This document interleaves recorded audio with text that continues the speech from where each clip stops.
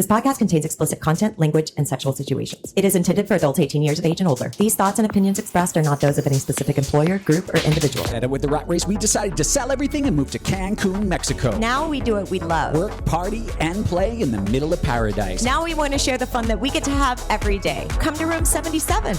Let's play. Just watch me. Well, hello, Lauren. We have started. Thank you, Richard. I'm happy to be started. Good. I'm glad to hear that. Welcome back to the home studio. It is our final days here. It is almost moving day. We just moved in, and it is almost our move day out. We like to keep it fresh, Richard. You never know where we're going to be. How you been? How have you been since our last eviction? I've been good.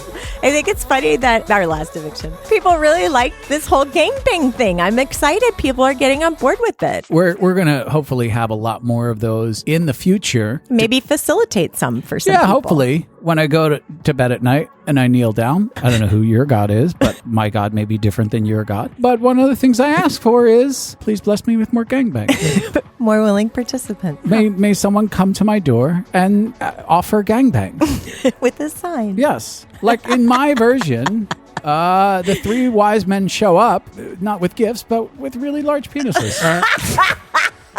I named my penis frankincense. Yes. I love it. As sacrilegious as that is, I'm going to try to segue out of that. This particular episode that we're doing is about beginners and how beginners begin. And how much we forget since we aren't beginners. Yeah, so we watched a film on the Netflix, but it's The Adam Project. It's with Ryan Reynolds, and it's a movie about him going back in time, and he visits himself as a child. I wasn't a huge fan because I just feel like there's a lot of snarkiness. I had some issues with it. There's some things left hanging, I would say.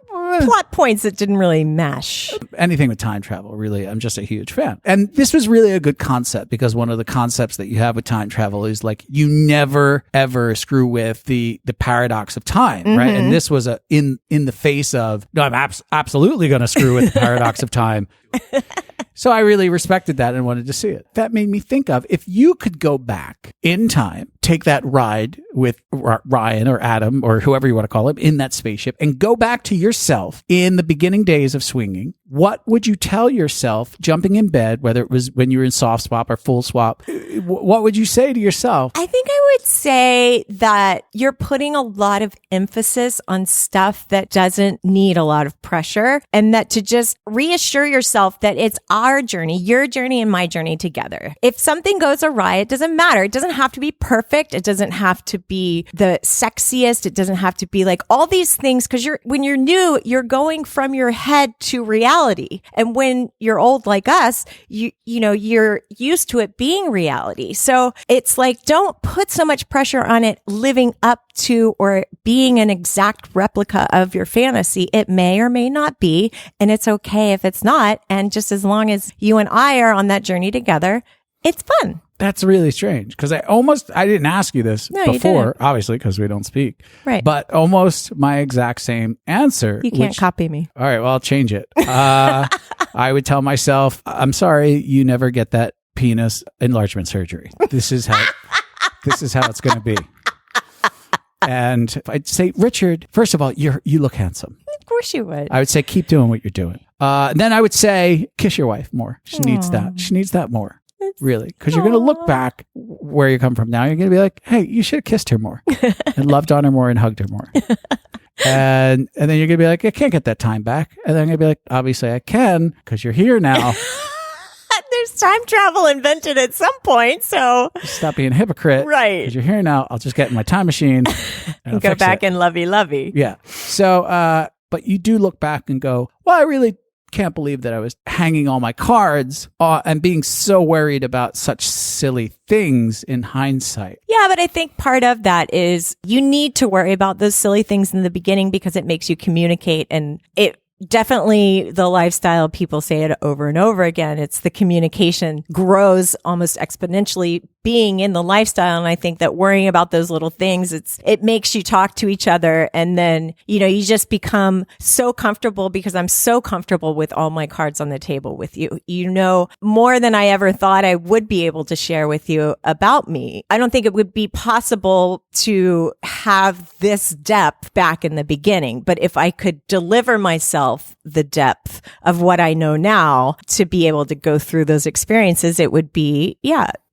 easy to take things in stride. And those are things that you have to learn and grow through. But I think growing through them painfully sometimes we make it a lot more difficult than we have to. I agree. My past self says, thank you. Yeah. My future said, hey, just FYI, you're still an asshole. That never changes. Just wanted to let you know. Okay. Which is kind of what Ryan said to himself in the movie. Yeah, you're still an asshole. All right. Today we're going to do things a little bit differently. Are you down with that? I like different. Well, you are different. Usually we tell a story in first person about what happened to us in very gritty, nasty detail. Down and dirty. I like it down and dirty. We're not doing a sex tape. Oh. But this time we're going to do something a little bit different with our friends here that we had an experience with. We are going to pretend that we got hit in the head really hard and that the left side of my face doesn't work. Stop it. What? It's because I was hit really hard. I'm not making fun of people. I'm just saying I was hit really hard and I don't have function in my face. I got hit. Okay. And my tongue got work. I'm going to pretend we forgot all about what happened with these two because what happened was very special. Is it a story of redemption? Let me get to it. God, why do you jump ahead? Skip intro. Jesus. Wait for it. It is a story of redemption. Introduce yourself in a way that you can. Hello, folks. Welcome to the Room 77 home studio. You, my dear, are covering your face, and I can assure you, this particular microphone does not have video. They can see your smile in your voice. Hi. Hi. You, sir, say hello. Hello. Now, if I could describe these two beautiful, beautiful people, this gal is absolutely gorgeous. I think she's 22. She's 21. She's telling me 21. Our friend here, who's just tall and handsome and has a really giant penis, which we'll get to later. They're just a beautiful, striking couple. And we'd met them how many years ago? 2 years. 2 years or 3 years? It was 2 years ago. No, the one experience, I remember that they had sort of an experience where they were driving a long way to hook up with, I don't know. For me, it was like a horror story about a cabin in the woods or some crazy shit. And I just remember that, just nod if I'm correct, it ended up horrifically bad. They're nodding yes. Okay. I'm not even going to get into that story. Anyway, the point is things never went all the way. So you're really waiting for an experience to go full swap. Now, enter Richard and Lauren. Did you want to come down here and play with Richard and Lauren? Did you come down with that intention? We figured we'd hang out. And if things potentially progressed to that was something that was a possibility, but in no way a expectation or a intention. Or a goal. Right. But a little bit it was. Okay, a little bit of a goal. All right, fine. We dreamed about it for months in advance. And that's why we booked the trip. All right. So you come down and at some point you're like, all right, we're going to seduce Richard and Lauren. And again, we don't remember any of this. I was hit in the head. I don't remember any of this. What if you had showed up and physically I had changed dramatically? And with my blow to the head, I had become completely deformed and I drooled a lot. Would that have changed your intentions? Yeah, if you were drooling all over the place, that would have changed things. All right. So now we know they only wanted us strictly for our looks. We've established that they're shallow. All right. All right. That's fair enough. Yeah, I think that's good. So the night that you seduced us. With all the candles Yes. and the lighting. Yes. I don't remember any flirting.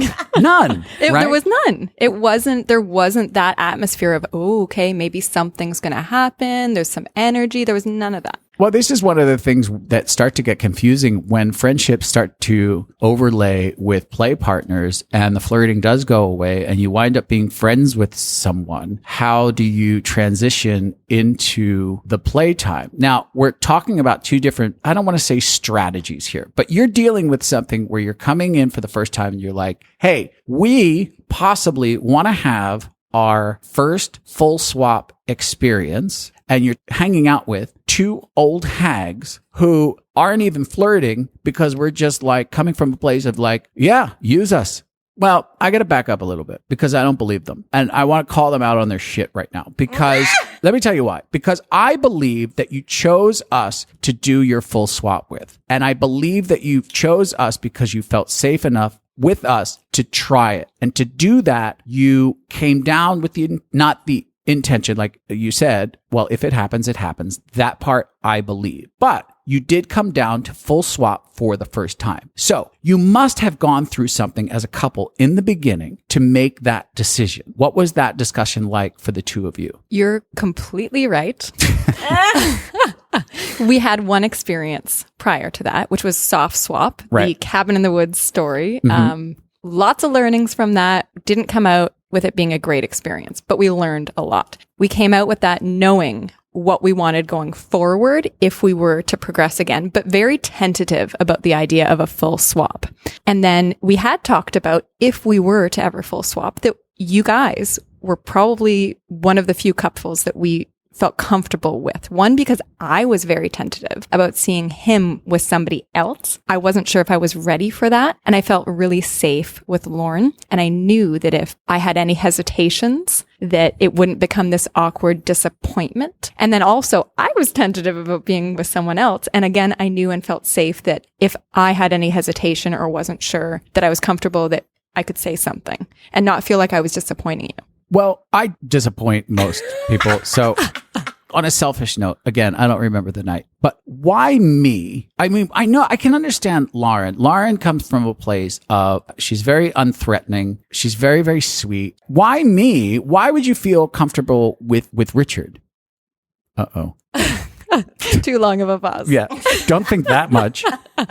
No, I had it a second, but then you kept going and then I lost it. I was to say, for me, confidence and humor makes me feel comfortable. And so that was a big factor, but it was also that on the trips that we've gone on, when we've met other couples, etc., sometimes there's that predator element where it feels like they just want to be with you, and that immediately shuts it down for me. And I have no interest, even if I find them attractive, even if we feel comfortable with the female, if there's any sort of feeling of that predator vibe. And this may surprise you, but I didn't feel that. I felt very safe and like there was no pressure. You have other options. You've been with other people. It didn't feel like you were focused on me. I get more of the complaint that I come off disinterested. Yeah. I used to tell him that in the pool all the time. I was like, honey, you need to be more aggressive with the girls because guys are always aggressive with me in terms of flirting aggressively, not it's just projecting emotion outward. He just waits for the girls to flirt with him. And he's like, no one ever flirts with me. I'm like, cause you're a guy. You're supposed to be the flirter. Very not aggressive. And even when we do flirt with you, you don't necessarily flirt back. So sometimes it's hard to read. I'm a horrible flirter. I really am. I've said it before on the podcast. I will keep saying it. Sometimes I just turn into an awkward high school idiot and I deflect everything with humor. Now you, sir, what were your rules that you had coming into the full swap? Did you have any particular rules? In terms of rules, it was more rules between us ensuring that we communicated well together, that we made sure we had visual contact, that we made sure that we would have touch contact to make sure that, I could feel, her body energy through that. And we had a couple secret signs that we would use too. What you just said is really valuable information. And I want them to hear it again, which is that communication of staying connected. And because I'm going to say it in a different way, what you just said. One of the biggest problems or one of the biggest issues that happens when you jump to that side of things, or actually even when you jump in bed with another couple, is call it the mind reader syndrome, is you think your partner is a mind reader. So you are having some sort of issue that's living in your own mind and you cannot understand why your partner is not reading your mind in real time. And because they're not reading your mind, why are they disconnected from me and not reading my mind? Most of the time, your partner's like, I had no idea that was going through your brain. I had my own shit I was dealing with, or I had my own issues going on, or I thought you were having a fantastic time. So if again, tell the people you did have a very successful time, mostly because of us. I mean, let's be honest. But Tell that person again what you laid out for one another, jumping into the full swap part of things. Specifically, it was that as things began, we knew that we would first be with each other and that we would maintain both visual contact as things moved about in that particular situation, which can be fluid, but it was like we need to make sure that we could see each other. But also in terms of physical touch, that there would be points where we could be apart, but then we would come back together again physically with each other, because that was different than implied connection and different than verbal connection, because no one wants to kill the moment by saying, hey, is everybody okay? You're okay. You're okay. We're all okay. Okay, proceed. Intuitive on their part. And that was huge for us because our first experience, we lost eye contact with each other for massive portions of it. And that really bothered me because I felt really disconnected. And like when I was trying to catch his eye to send him signals of being uncomfortable, he wasn't able to notice. So that was key for us this time around, or any time going forward. And you get this feeling of your partner feeling unavailable to you. The most special human being on the face of the earth is sharing something so intimate with someone else, and they are suddenly unavailable to you. And you panic. You go into sheer panic. It is an unbelievably overwhelming feeling to have under the circumstances, because you want to scream fire, but you can't under the circumstances. You have to be able to handle those feelings. And if that ever does happen, you really do have to know how to channel them, handle it, and be able to put it in a little drawer for after, because handled incorrectly, it will make things a lot worse. I think it's also something you learn to create maneuvers or almost dance moves to get you out of a situation to where you're more comfortable with him. Like sometimes I just say, I need water, or I want to be on top, or something, so that I can then move out from under. I am able to find a place where I can see him or I can touch him, but it's all learning on the fly. Like you have to learn all of that stuff on the fly. Yeah, that first experience, I couldn't use our signal because we weren't in contact and we didn't have eye contact, and I couldn't figure out how to get his attention. So I excused myself to go to the washroom and figured that if I was gone long enough, he would notice and come and check. Which I did. Oh, He absolutely did. He absolutely did. But then going forward with you guys, I didn't want to have to excuse myself to the washroom. So I was kind of learning how to find my voice in some of those situations. Now they have flare guns. And speak Yes, and yell. it's very subtle now. So when we made it into the bedroom with you, did we shower? We all did. Oh, thank God. Department of Emergency Services. A disaster of unknown type has occurred. Stay tuned to local media outlets. There's no disaster. The only disaster would be you not coming to Antigua Summer Bang in July. I asked last time for people to come to the resort because I need this taken off of my plate because I'm very busy. And people answered my call. A flood of bookings came in, leaving us with how many? 7. 7 places left. Let's tie this up, people. There's over 150 people going. It's going to be a lot of fun. The Telegram group is already, I think everybody's already having sex with one another. The entertainment is lined up. The theme nights are announced. I don't really know what else to tell you. This thing's just selling itself. Now, those 7 rooms do come in different sizes and shapes, just like our crowd. You can still come with a bunch of people, a bunch of girls, a bunch of guys. You can come with support animals. We don't really care. Reach out to us. We do accept Discover card. We just Diners Club. We try to make it easy. Yeah. What people do, they want to know, can you bring a third? And we do have some couples that are coming us, doubling up, coming with friends. Just tell them where to go so we can get back to the show. room77life.com/travel, or just room77life.com.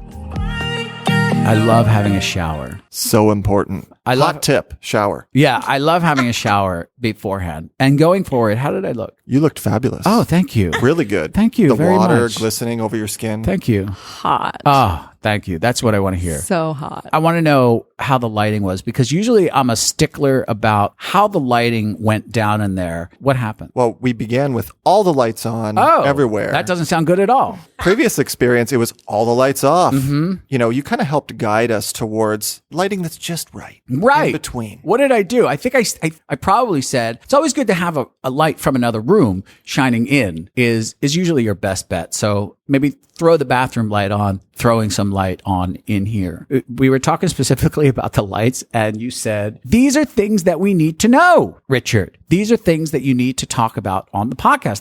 That is really good things to know. You really encouraged us that night to really keep going forward with that direction of just giving an opinion. It doesn't even have to be advice. Now, you guys are hot. We were there, apparently, because you said so. So I imagine we were down to play. Were you stressed out about anything that was leading towards the bedroom that night? Besides the lighting. What we probably overthought was like, hey, don't talk about too much beforehand. We don't want to kill the vibe. We almost didn't know how to approach you both and talk to you about some of those things. Rules. Exactly. This is how far we want to go. This is a good thing you brought this up, because I say I forgot most of it, but this is like a post-traumatic stress disorder thing. There's only one part of this night that I do remember. And it is during the, how do I put this part? The fucking part. So I remember being at the point where you guys were, hey, do you want to have sex? And it was definitely me going to have sex with the missus. I was more than happy to do so. And you had communicated with one another very clearly that you wanted that to happen. It started to happen. And me being the person that I am, I wanted to make it comfortable for you to make sure that the boundaries were open on your end as well. Looked at you, sir, and said, hey, grab a condom. You can fuck Lauren whenever you want. And at that point, while I am literally inside of your partner, I see a look of sheer terror wash over her face and think, oh no, no. Richard, what did you just say? And I look at you and I go, what's wrong? And you're like, nothing. It's all good. I'm good. Because at this point, what information I don't have, because you just said how much was too much information. The information that I don't have is, it was the missus having sex definitely first. And it was still iffy to watch you, sir, having sex with another female that was still up in the air. Exactly. So what happened is, in that moment of me saying, hey, all's fair here, you can go and violate Lauren, have at it. And what happened is I confronted you and put you at a decision that you had come so far to say, this is our boundary. And now you're literally pinned against a mattress with a human being inside of you thinking, oh no, this is way beyond what we talked about. Yep. And I am not in a position to negotiate right now. I am in a very, very vulnerable. So I remember I withdrew and stopped everything at that point, because I think I had sensed something was not being communicated correctly. I think you had agreed. I knew at that moment it was a big step.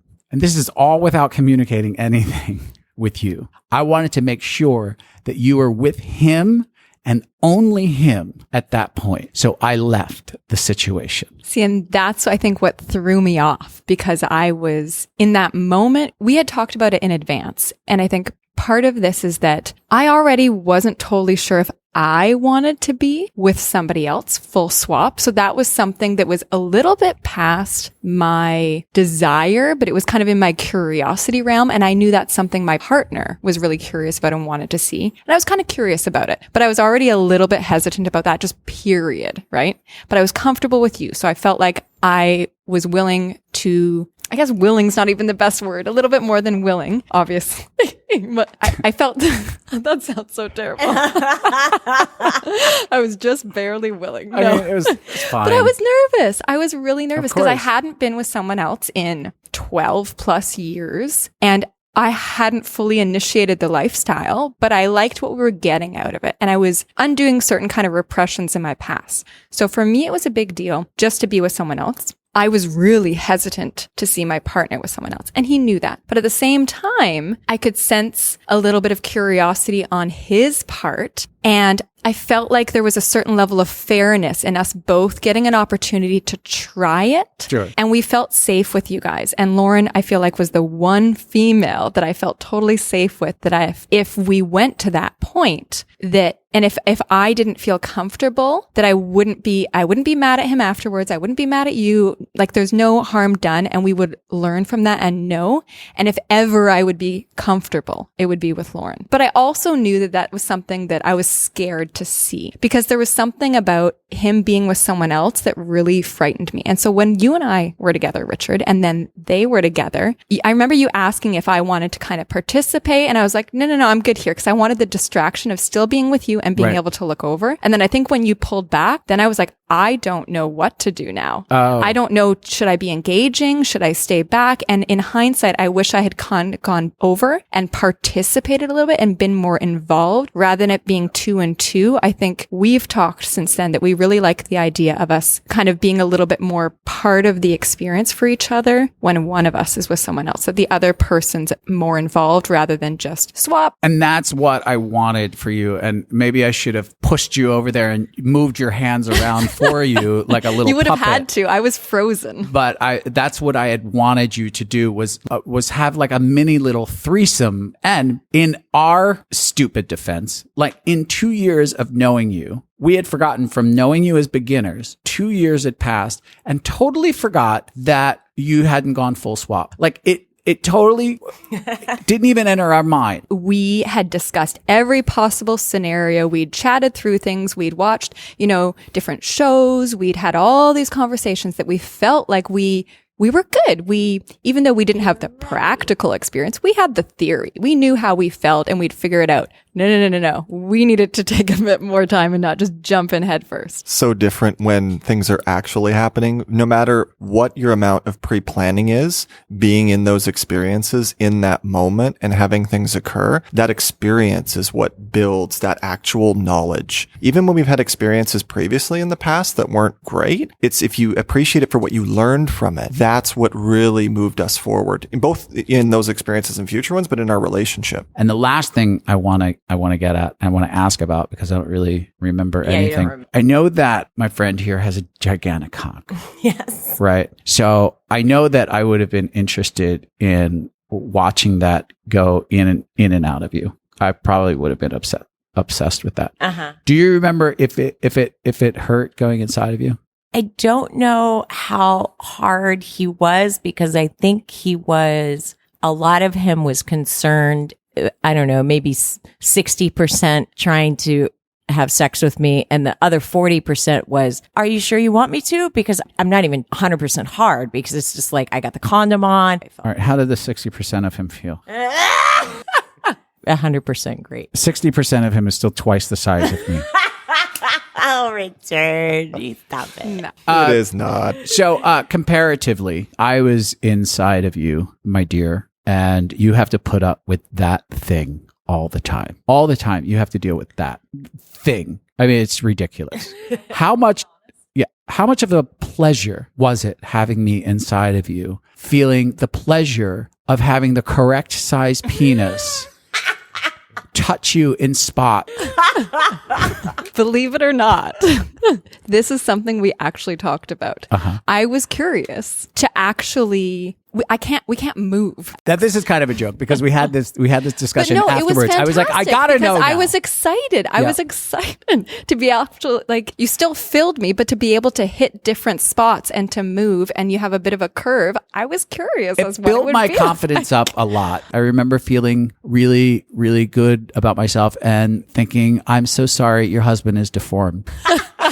To anybody out there who is ready to transition from soft swap, full swap, what piece of advice would you give that couple? The one thing that I want to say is that it's okay if you get partway through and you're like, this is a great, happy spot, and you feel good about how far you went, and to just stop there. You don't have to go to that next step and feel like, okay, this is great. The momentum's happening. Let's try something else. I don't regret it by any means, but it was so much going on in one night to process that it would have been okay had we stopped where we did, if we weren't comfortable. Because we had talked about it in advance, we were comfortable and we're so glad that we did. But you don't have to keep going. And one thing I would add too is in these elements, we're with people that we really like, and often the energy is very good and it's positive. And you end up in a situation where it's very easy to fall into being more of a people pleaser. And you end up thinking a lot empathetically about other people's feelings in that situation. And that's a good thing and it's a bad thing, because it can be a bad thing when you then compromise on your own boundaries or you go beyond what you're comfortable with. So it's always good to be, 80% instead of 110% in this. And that's a lesson that we've sort of taken away. It's better to have that sweet spot, and then afterwards you are left with curiosity and wonder about what would have happened if we then did that. I agree. So don't make these decisions in the heat of the moment. Sometimes they're just too big and they're too large and they take a little bit of thought. And also make sure to have these conversations with the other couple before you go in, whether you feel like you're going to kill the vibe or you're going to ruin everything, as lightly as you can bring it up. If it's something like, look, we've never full swapped before. We're open to doing that with you tonight, but we want to let you know it is our first time. It will change the dynamic of two whorish, unfeeling people like Richard and Lauren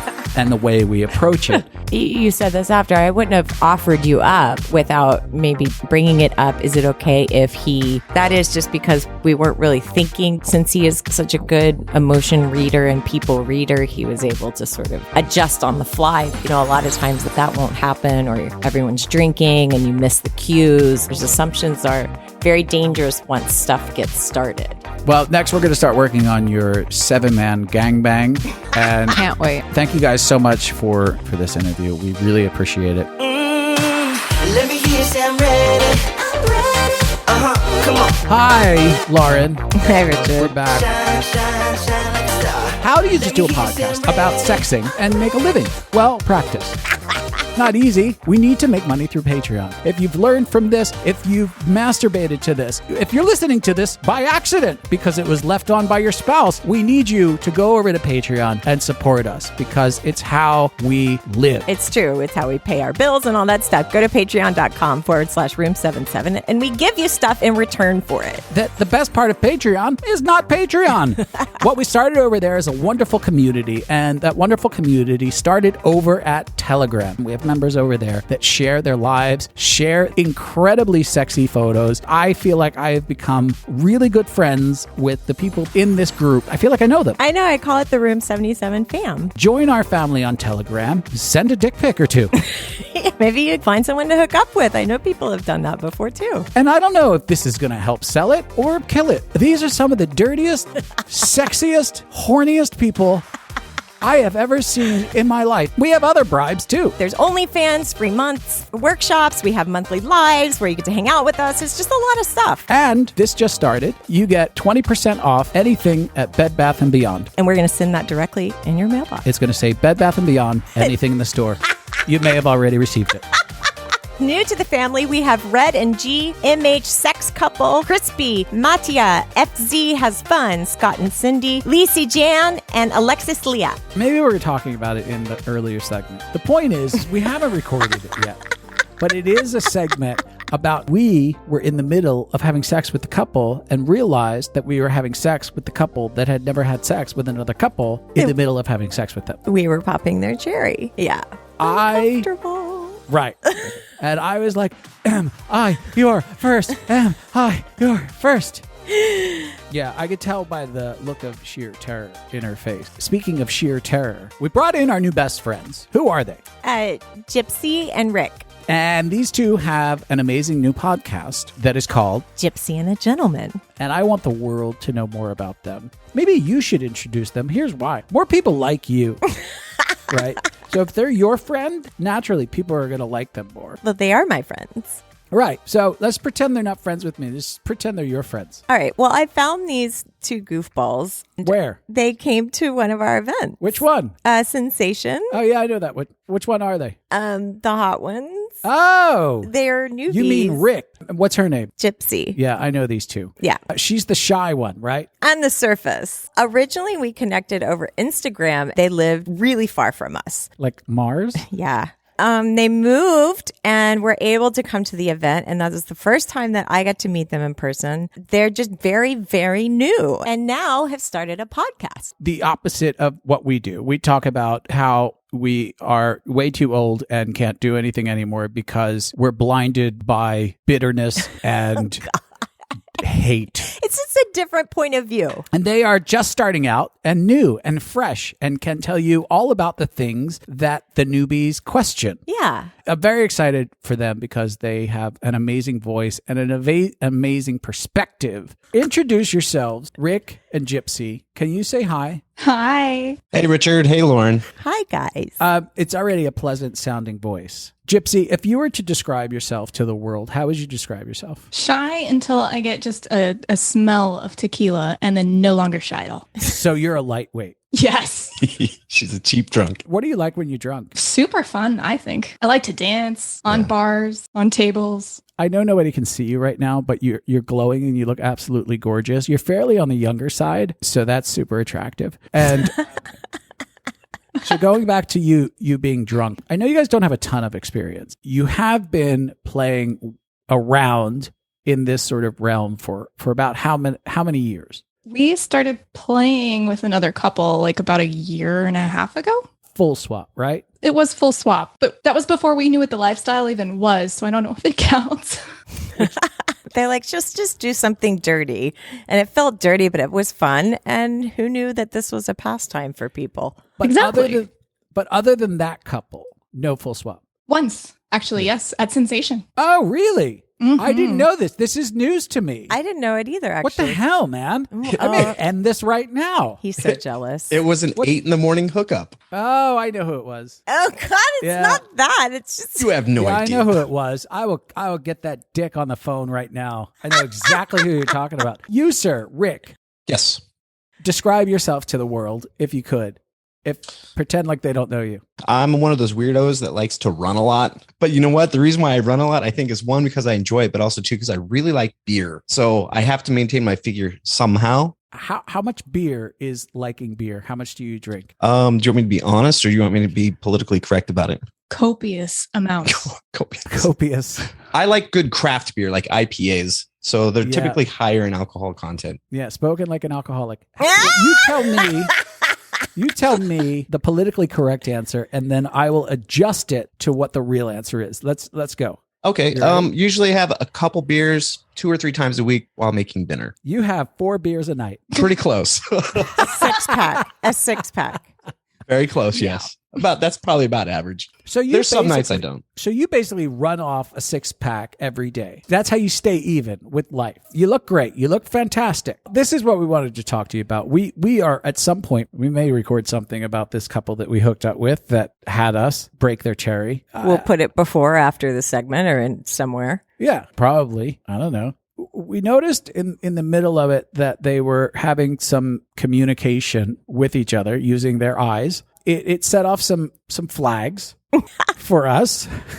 What would you describe when you first started, and even up till now, how would you describe your communication in the moment? While you're In the playing? moment, it's very like less words is better. Nonverbal. Did you ever fuck up? Did you ever find yourself in the middle of a fuck up by not communicating? So far, no. We've just been very easy, go with the flow, and like no holes bar, wild, wild west. It's all good. We're slutty. We are so slutty. Have you encountered anything uncomfortable yet with a couple where you're like, I don't want to be in this situation? Well, no, but with that one hookup that we had, like Rick had finished, and I was going and going and going. Hold on. Where did you finish? Okay, so this is kind of funny because that's something we didn't talk about.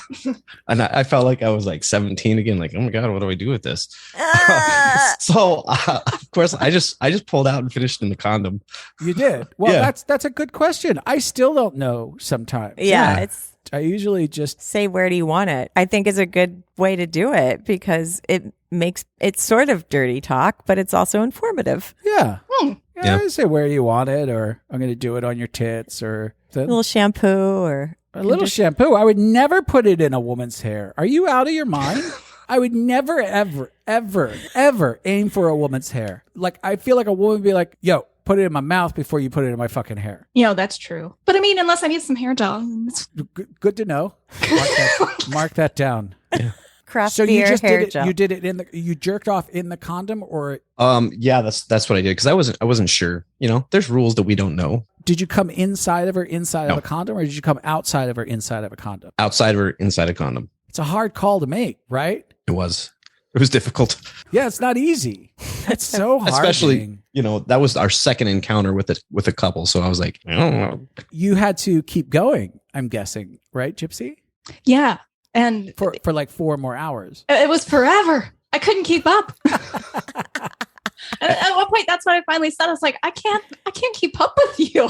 We got to unplug. It is better to be upfront and just say, I don't want to go for hours and hours and hours, because it can start to get awkward, because what's going to happen when you're not turned on anymore and your partner is finished? You start to get less turned on because now he's not even involved anymore. Your brain starts to go elsewhere. You start to dry up like the Sahara, and now it's just getting awkward as shit. Is that what started happening? Did you start to dry? Yep. You started to dry up. I got it really in my head because it's hard, because sometimes it's a point of pride for me to make a guy come. Like, there's some satisfaction in that for me. And so it wasn't coming, and I'm like, oh shit, am I doing this wrong? Is this bad? I don't know. Yeah, there's a lot of guys out there that like their leadoff line is like, I can go for hours and hours. But there's so many women out there who are like, I want to make you come in 5 seconds. That would make me feel like a queen. So it's like this delicate balance of like, dude, don't try to hold it for 4 hours. You're going to make her feel powerless. When I can't make a woman come in 4 hours, I'll just give up. I'm out, Jeff. I want off Survivor Island. Give me the ice cream. And my note from my family. I want family time and the pizza. Yeah. I'm out, Jeff. I just started telling people at the beginning, because for me, it's hard to come. I've said this before, is it's hard for me to come in a group situation. So I'm just like, hey, alert, 30 minutes, 2 hours. It doesn't matter. I'm not going to come. So don't use that as your reward system for yourself. That's not me. She will with a vibrator if she has assisted. Yeah, but I'm talking about like for the guy to be like, I'm going to make you come. And I'm like, And that's super helpful information, because I would be that guy that would go and have lobster dick, bright red penis to try to make you get to where I think you should be. So that would be really good information to know beforehand. And I think it's hard when you're new to be like, how much do you ask people this kind of stuff? And is it uncomfortable or is it helpful? What line is that? It's a hard part of being new in the lifestyle. What do you still feel like you don't know makes you nervous as far as communication? I think what Lauren was just saying, not knowing how forward or open to be, like how blunt, how to ask the questions. Are there any specific questions that you could give us right now and pretend that virtually we're all together as a couple, and maybe you come up with some scenarios? You ready? Let's go. Okay. We're all getting naked. I have one. Pretend we're in the situation, Laura. I don't need you to break character. Okay, well, I've offered everyone drinks twice. How do I get everyone to the bedroom? Oh, that's a good one. You're welcome. I've found that just saying, hey, let's get naked, works really, really well. I agree with you. I agree with you also. That is the correct answer. That is Richard's tool, mostly used. Let's do this. Yeah. Yeah. I'm going to go get naked. If you guys want to join me, I'll be masturbating. Yeah, that's one. If I get desperate and things aren't really moving along, I will say I will be on the bed stroking my cock if anyone needs me. That's when people aren't really listening. But I love it. I'm not kidding. I have never seen people get more naked and jump into bed and be like, thank God someone said something. That is awkward to just watch while you're drinking. No one wants to just watch a guy on a bed stroking his cock and sip their gin and tonic. I'm imagining me in that position. I don't know if I could do it. Why? I don't know. It seems like it would be really uncomfortable and awkward. Like when we were at Sensation, we were talking about the first night that we went to the playroom and all the girls were getting on the machine, and you guys had joked around about where all the guys standing around jerking off. I don't know if I could do that. There's a lot of people in a room. It is a dream of mine for people to be more open in that world, whether it's mutual masturbation or being at ease with one's own body. We have this hang up of being in the lifestyle, but we still sort of play by these rules where we just don't diddle ourselves. We've met not a lot of people who have been grossed out by guys stroking their cock. Majority of women are like, oh my God, that really turns me on. But guys, for some reason, they don't want to hear it. They don't want to absorb it. They don't want to accept it in a non-creepy way. It is a turn on for a woman to watch a man stroke his cock if he is doing it to the pleasure of watching that female. We're not talking about in the bushes somewhere. Yeah, take a magazine. Yeah, like not in the dressing room at Macy's. We're talking about a completely different situation here. I don't think it's something that is very well accepted. Most guys, if they are having trouble, don't. Well, not even a hard time. It just feels good. Well, yeah, not a hard time, but you're saying, I am not hard. I am going to touch myself. Can it just be erotic? Like I said this before on episodes of stuff. It's like if I saw a woman that was just sitting there rubbing her clit, it would make me so aroused. But I sort of will put guys in the situation where I'm like, will you just lay up against the pillow and stroke it so I can watch, because it really turns me on. But I think originally what we were going down this road was about if guys are not hard or something, or not. It has nothing to do with erectile dysfunction. You're taking this down a weird road. Okay. I'm talking about this. I'm going to put it in a different perspective for you. In fact, I'm going to take all of your stuff and I'm going to edit it out. And I'm going to delete it. All right. This is what I'm talking about. I'm talking about, here's a good piece of porn on YouPorn or whatever you prefer to watch your porn on. Oh, there's a bunch of girls on a Sybian. I'd like to stroke my cock to this. And you watch it and you're like, oh my God, I get so see myself in this situation. And you're watching this porn that has women in it with guys around it who are sitting next to these ladies. But then you put yourself in the situation and you're actually there, sitting there, but you won't masturbate to it. That doesn't make any sense to me. You're right. That was the original topic. Had nothing to do with erectile dysfunction. No, I thought I was talking about that. Anyway, doesn't matter. In relationship to that, it would be like, is it private? I only do this in private. And that would be like a societal pressure issue where it's like, I don't know. Every time I touched myself, I got yelled at. Who yelled at you? Oh, me? Who yelled at me for touching myself in public? Yeah. We'll be right back. Lauren, did Bikini Addiction send you the... Quiet. I'm working on the BA77 Foundation. What the hell is that? An exclusive space for swingers to express swinging art, a sex club, playrooms, and an exclusive bakery. Are you doing an Anna Delvey impersonation? I have to get to Cancun Fashion Week. I'll probably go late, skip the string show and the Wicked one. So only care about Bikini Addiction. And how come every time you talk, cool music starts, and then when I talk, it stops? I do not have time for this. I do not have time for you. Is your blood sugar low? Screw this. I'm a boss and I'm surrounded by fucking amateurs. Except for Brad at Bikini Addiction. Brad knows I'm VIP, so exclusive. Which is why he released the new limited edition and sent it only to me. Check our mailbox. We don't have a mailbox. Well, check it again. Brad said it's on the way. Honey, we don't even have mail. Check it again. Stop fake yelling at me. Stop being so dramatic. You can see the regular colors on the website now. So basic. But the limited edition is more exclusive, more VIP. But how do they find it? By following us on Insta at Room 77 Podcast. Unlike those other basic bitches, you'll be the first to know. When? It's on the way. What if somebody goes to the Instagram and it's not there? Click refresh. Okay, but what if it's still Click not it there? again. But what? Run it again. Okay, all right. Just stay tuned to our social media. Don't forget to use the promo code Room77, and I have to go cancel Netflix. Catch the latest trend, I might double up my net. No one yelled at me, but there was a kid in our intermediate school who used to just masturbate in the hall. What was? He's a porn star now. What? Let's just say his name was Kevin. Yeah. So a lot of times, every once there was it always like, Kevin, stop beating off in the hall. Get to English class. Yeah, I mean, Really? Yeah, it was just weird. Now that's Kevin not doing the correct thing in the wrong situation, right? For the wrong environment. Right. He's not surrounded by ladies on a Sybian. Right. That is the right situation. That's the right environment. But I don't think anybody in that situation would turn to Rick and go, God, how dare you, Rick, stroke your cock to this. doesn't make any sense. Okay, well, then you have the whole thing of like, should I take my pants off first? How does this relate to two couples in a room together? It doesn't probably. It might. It's so hot in this room. Come on, stay on topic. She's going into heat stroke. Stay on topic.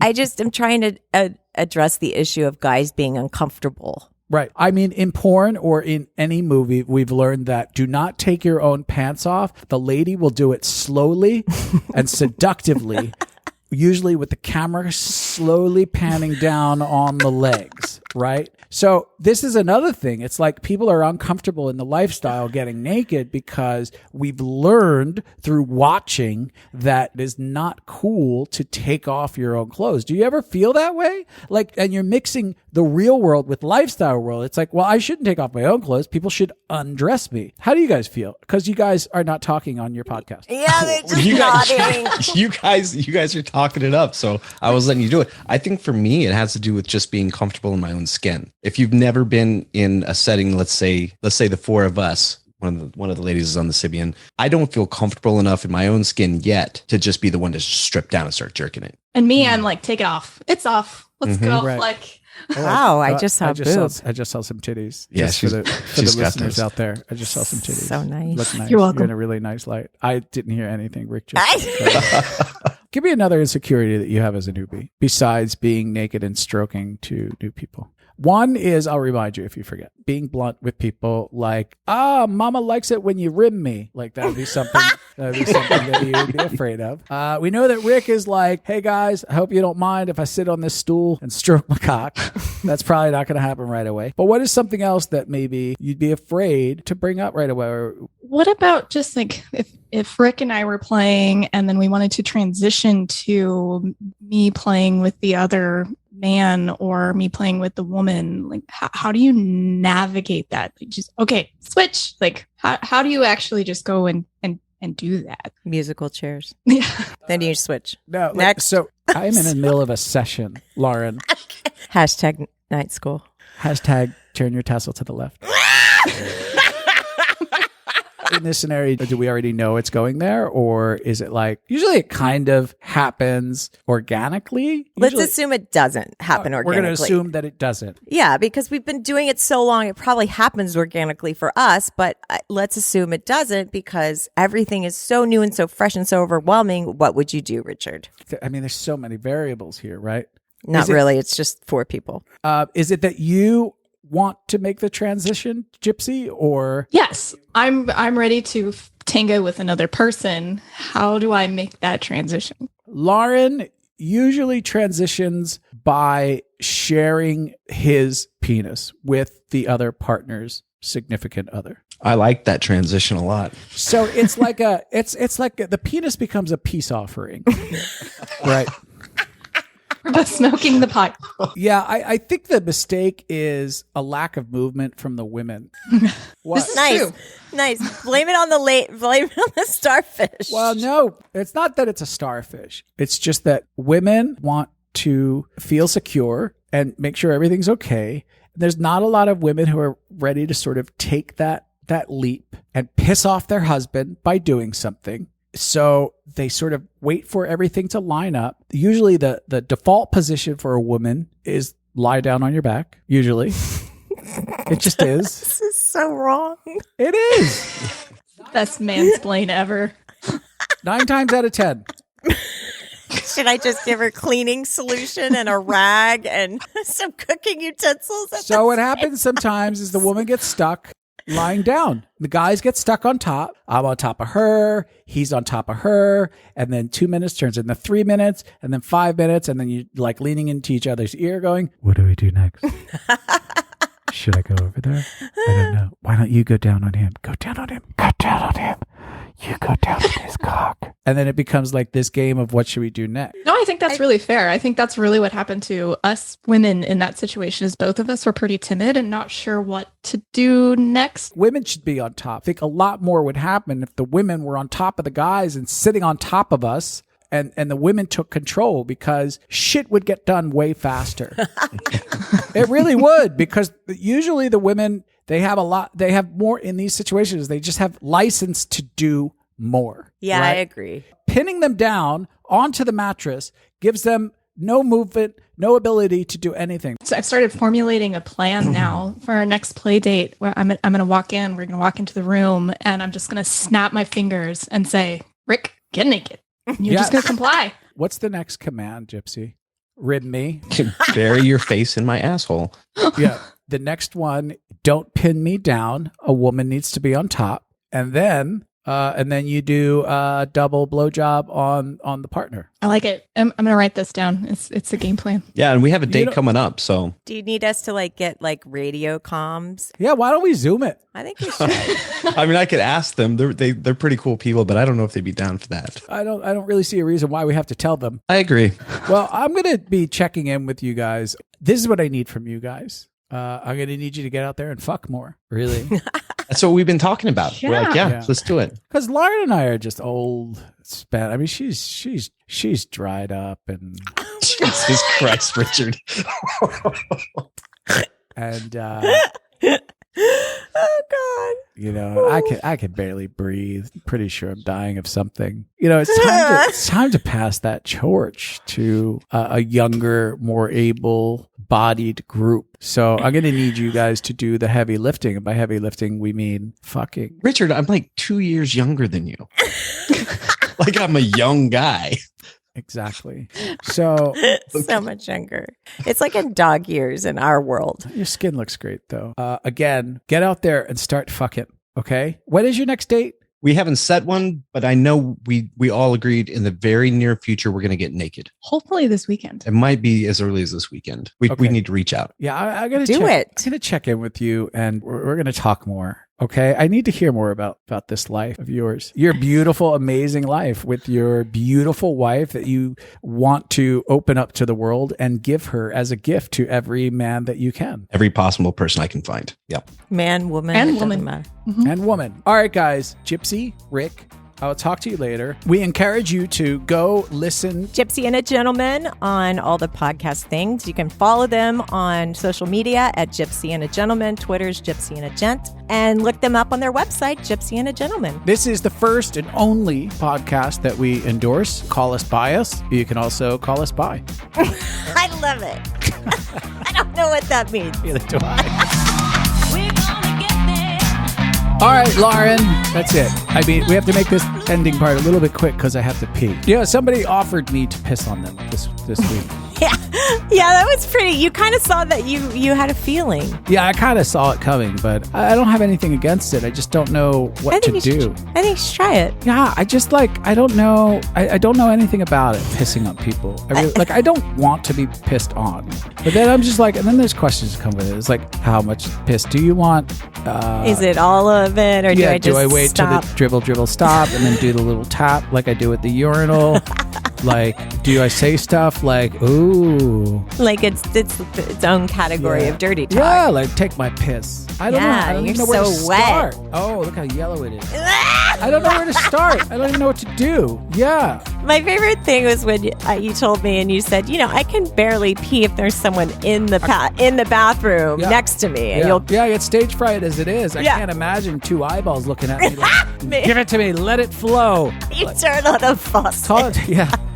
I just want to let everybody know that I learned a lot about people. I learned a little bit about myself. Mm-hmm. I feel like this was a road of redemption. I feel a little rebirthish. I just think it's good to cover all kinds of bases. I'm just grateful they came on and shared their stories. I hope everybody goes over and listens to Gypsy and a Gentleman. These two souls are really special. Listen, and you'll hear what we hear. We wish them all the luck in the world. Hope that you give them all the support that they need, not only in their journey, but with their podcast. Just like you have supported us, you'll fall in love with them instantly at Gypsy and a Gentleman. Are they on Instagram? Everything is Gypsy and a Gentleman, except for Twitter. Gypsy and a Gent. Gypsy and a Gent. Yeah. Keeping it short. Don't forget to use Lauren's box for travel. Go find our secret group on Facebook. It is called Desire Resort Temptation Playroom by Room 77. It's a secret group. If you're in it, we tell you secrets.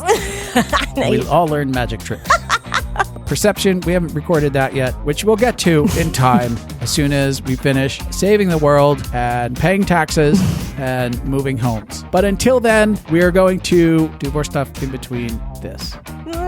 I don't know what you're talking about. Because I'm super high. There were some pills for the dog on the counter. She just took them all. I took them all. I don't know what they were. I'm guessing for pain. All right, everyone. We'll talk to you next time. If you enjoyed this episode, make sure to go leave a positive review. Or for more information, go to room77life.com. Thanks for stopping by Room 77. We had a blast. Now get your clothes and get out.